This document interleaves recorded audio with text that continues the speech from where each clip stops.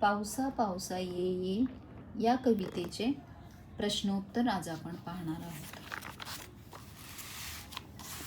पहा, प्रश्न क्रमांक 1. खालील प्रश्नांची उत्तरे सांगा. अ. गारा कशा पडल्या? गारा टपटप पडल्या.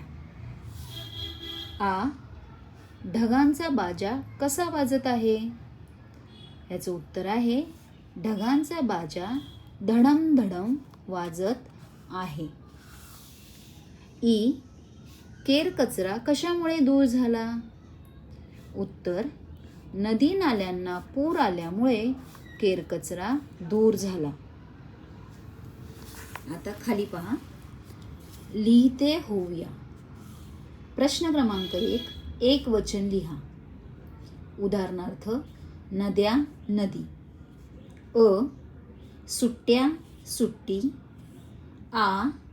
झाडे झाड. ई. आंबे आंबा. ई. कैऱ्या कैरी. प्रश्न क्रमांक 2. पुढील शब्दांच्या आधी योग्य सर्वनाम लिहा व वाचा. आता इथे आपण 2 प्रकारे सर्वनाम वापरू शकतो. जवळची वस्तू असेल तर हा ही हे, आणि लांब वस्तू असेल तर तो ती ते. आता इथे दिलेलं आहे अ. रुमाल. तो रुमाल हा रुमाल. दोन्हींपैकी आपण काहीही वापरू शकतो. आ. घडी. ती घडी ही घडी. ई. खिसा. तो खिसा किंवा हा खिसा. ई. शाळा. ही शाळा किंवा ती शाळा. उ. पुस्तक. ते पुस्तक किंवा हे पुस्तक. उ. शिक्षक. ते शिक्षक किंवा हे शिक्षक. त्यानंतर आहे प्रश्न क्रमांक 3. खालील शब्द वाचून जसेच्या तसे लिहा.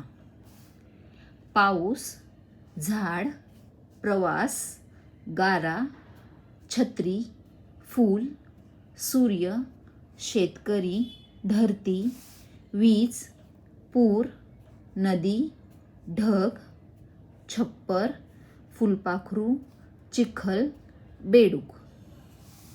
प्रश्न क्रमांक 4. पुढील अर्थाच्या कवितेतील ओळी लिहा. अ. नदी नाल्यांना पूर आल्यावर केर कचरा दूर गेला.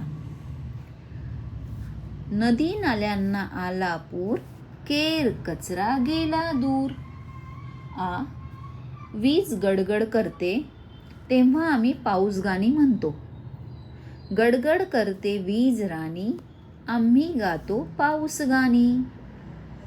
धन्यवाद.